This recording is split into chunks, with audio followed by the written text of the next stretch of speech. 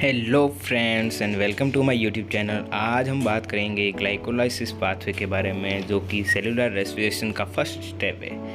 और ग्लाइकोलाइसिस का जो पाथवे है, इसका अदर नेम जो है, इसको हम एम्बर्डन मेयरहोफ पाथवे के नाम से भी जानते हैं। ठीक है, तो आप याद रखना अगर आ भी जाए ऑप्शन में एम्बर्डन मेयरहोफ पाथवे। ठीक है, ग्लाइकोलाइसिस सबस्ट्रेट लेवल फॉर्मेशन का सीक्वेंस, ग्लाइकोलाइसिस सीक्वेंस रिएक्शन है। ठीक है, जो कि ग्लूकोज को पायरुवेट में कन्वर्ट करती है और ये साइटोसोल में पाई जाती है। ठीक है, एवरी सेल्स में, बॉडी की प्रत्येक सेल के साइटोसोल में पाई जाती है। रिएक्शन एक टाइप की, इसमें दो फेजेज होती है। एक होती है एनर्जी इन्वेस्टमेंट फेज, जिसमें 2 एटीपी इसके खर्च होते हैं। ठीक है, एक होती है energy gaining phase, second phase इसकी है एनर्जी गेनिंग फेज, जिसमें ये टोटल 4 एटीपी जनरेट करती है। ठीक है, अब 4 एटीपी में से 2 एटीपी तो इसने खर्च कर लिए ये 4 एटीपी जनरेट करने में, तो फिर पीछे कितनी बस बचेगी अपने 2 एटीपी, जिसको हम नेट एटीपी बोलते हैं, 2 एटीपी। ठीक है, अब 2 एटीपी बच गई। अब हम बात करेंगे एंजाइम, जो कि कौन कौन से एंजाइम मेनली है जो ग्लाइकोलाइसिस की प्रोसेस में हेल्प करते हैं। ठीक है, अब ये जितने भी एंजाइम अभी हम बात करने वाले हैं, ये सारे एंजाइम पाए जाते हैं साइटोप्लाज्म। साइटोप्लाज्म मतलब जो कि हमारी बॉडी की सेल्स है, उसका साइटोप्लाज्म है। उस साइटोप्लाज्म में ये सारे जो 10 एंजाइम्स हैं जो कि ग्लाइकोलाइसिस प्रोसेस में यूज़ होंगे, ये साइटोप्लाज्म में प्रेजेंट है। ठीक है, ग्लाइकोलाइसिस की डिफरेंट जो स्टेजेस है, उसमें ये एंजाइम्स पार्टिसिपेट करते हैं। फर्स्ट एंजाइम हेक्सोकाइनेज है। ठीक है, सेकंड एंजाइम है फॉस्फोग्लूकोकाइनेज, फिर इसी को बोलते हैं फॉस्फोफ्रक्टोकाइनेज, इसी को बोलते हैं फॉस्फोहेक्सोकाइनेज। ठीक है, अब फॉस्फोहेक्सो आइसोमरेज, ठीक है, जो कि आइसोमरेज का एंजाइम है। एल्डोलेज 4 नंबर का, फिर 5 नंबर का है फॉस्फोट्रायो आइसोमरेज। ठीक है, फॉस्फोट्रायो आइसोमरेज। फिर है ग्लिसरॉल डिहाइड 3-फॉस्फेट, डिहाइड्रोजिनेज। ठीक है, ये सारे आपको याद करने पड़ेंगे। जैसे जैसे आप आगे इसके स्टेप्स पढ़ोगे तो आपको अपने आप याद हो जाएंगे सारे। ठीक है, अब इसमें 7 नंबर का है फॉस्फोग्लिसरेट काइनेज, फिर है ग्लिटरेट फॉस्फोग्लिसरेट म्यूटेज। ठीक है, फिर है एनालेज, फिर है पायरुवेट काइनेज। ये पीछे एजेज जो लग रहा है ना, ये सारे एंजाइम्स। ठीक है, एंजाइम्स के पीछे हमेशा एज ही लगता है। Ase kinase, pyruvate kinase, hexokinase से लेकर पायरुवेट काइनेज तक के सारे जो स्टार्टिंग ऑफ द रिएक्शन से लेकर एंड ऑफ रिएक्शन तक यूज होने वाले एंजाइम्स। फिर glycolysis means sequence of reaction that convert glucose into pyruvate. और कहाँ पे?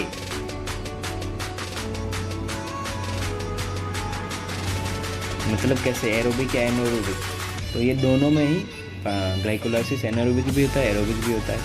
ठीक है,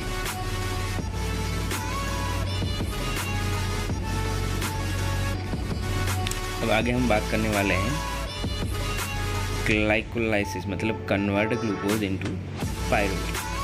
ठीक है, कन्वर्ट ग्लूकोज इनटू पायरुवेट। ठीक है, अब अपन बात करेंगे ग्लाइकोलाइसिस की स्टेप्स के बारे में, जो कि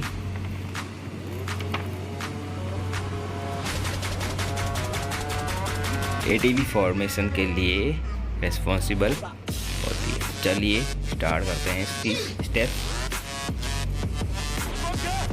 फर्स्ट जो स्टेप है इसकी फॉस्फोराइलेशन ऑफ ग्लूकोज, जो कि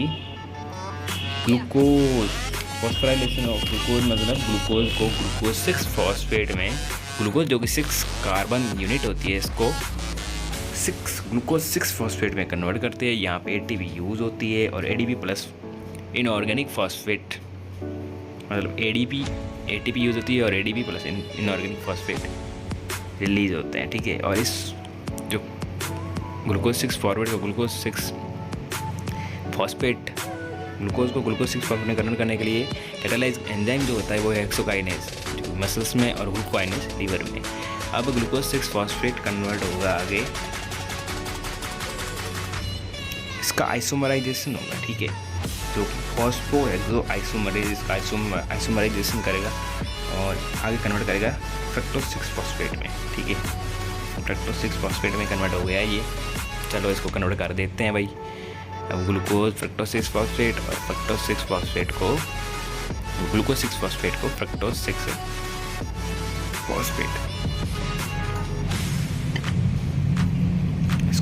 इसको कैटालाइज करता है फॉस्फो हेक्सो आइसोमरेज, ठीक है। अब fructose 6 phosphate fructose 1,6 bis phosphate में कन्वर्ट होगा और इसको कन्वर्ट करने यहाँ पे ATP यूज़ होगी और ADP रिलीज होगी, ठीक है। 2 ATP यूज़ होगी, ठीक है, याद रखना। फिर इसको जो कैटालाइज करता है वो है फॉस्फोफ्रक्टोकाइनेज और यहाँ पे मैग्नीशियम आयरन जो यूज़ होगा मेनली इस प्रोसेस पे। अब आगे बात करते हैं, इसको फॉस्फोराइलेशन रिएक्शन भी बोलते हैं, ठीक है। ये वाली कौन सी 3rd number step, 4th number step को कैटालाइज करता है एल्डोलेज, ठीक है। 4th नंबर स्टेप को कैटालाइज करता है एल्डोलेज। एल्डोलेज जो फ्रक्टोज 1,6 बिस फॉस्फेट था उसको ग्लिसरल्डिहाइड 3 फॉस्फेट में कन्वर्ट करता है एल्डोलेज, ठीक है। चलो भाई कन्वर्ट कर लिया, ये थी 4th स्टेज। अब glyceraldehyde 3 phosphate plus dihydroxy acetone phosphate DHAP जिसको हम बोलते हैं, 3 कार्बन शुगर यूनिट होती है, ठीक है। इसको ग्लिसरल्डिहाइड 3 फॉस्फेट को DHAP भी बोलते हैं इसको ये रिवर्सिबल स्टेप है। इसको कैटालाइज करता है ग्लिसरल्डिहाइड 3 फॉस्फेट डिहाइड्रोजिनेज 1,3 बिस फॉस्फोग्लिसरेट में, जिसको हम बोलते हैं 1,3-BPG-AP, ठीक है। ग्लिसरल्डिहाइड 3 फॉस्फेट को 1,3 बिस फॉस्फोग्लिसरेट में कन्वर्ट कर दिया। अब 1,3 बिस फॉस्फोग्लिसरेट आगे कन्वर्ट होगा 3 फॉस्फोग्लिसरेट में, ठीक है। यहाँ पे 2 ADP, ठीक है, 2 ADP यूज होंगे और 2 ATP जनरेट हो गए, ठीक है। ATP जनरेट होनी स्टार्ट हो गई, 2 ATP जनरेट हो गए यहाँ पे, ठीक है। 2 ATP जनरेट हो गए यहाँ पे, नहीं अपने ATP बनी है 2 और फॉस्फो इसको कैटालाइज करेगा फॉस्फोग्लिसरेट काइनेज, यहाँ पे मैग्नीशियम यूज होगा। फिर 3 फॉस्फोग्लिसरेट आगे कन्वर्ट होगा फॉस्फोग्लिसरेट में, 2 फॉस्फोग्लिसरेट में, ठीक है। इसको कन्वर्ट करेगा म्यूटेज, फॉस्फोग्लिसरेट म्यूटेज, ठीक है। अब 2 फॉस्फोग्लिसरेट आगे होगा फॉस्फोएनोल पायरुवेट में, फॉस्फोएनोल पायरुवेट में कन्वर्ट होगा, इसको करेगा एनोलेज और यहाँ पे वाटर का वाटर रिलीज होगा, ठीक है। फॉस्फोएनोल पायरुवेट आगे पायरुवेट में कन्वर्ट होगा, फाइनली पायरुवेट बन गया और पायरुवेट इसको कैटालाइज करता है पायरुवेट काइनेज, ठीक है। यहाँ पे 2 ADP यूज होगी और 2 ATP जनरेट होगी। अब टोटल 4 ATP जनरेट हो गई, 4 में से 2 खर्च हो गई तो बनी कितनी 2, ठीक है। अब इस पूरी प्रोसेस को बोलते हैं सबस्ट्रेट लेवल फॉस्फोराइलेशन, ठीक है। ये थी अपनी ग्लाइकोलाइसिस की प्रोसेस। अब कैसी लगी आपको वीडियो कमेंट सेक्शन में बता देना। Thank you for watching. Video को लाइक करें, शेयर करें, सब्सक्राइब करें। Thank you guys.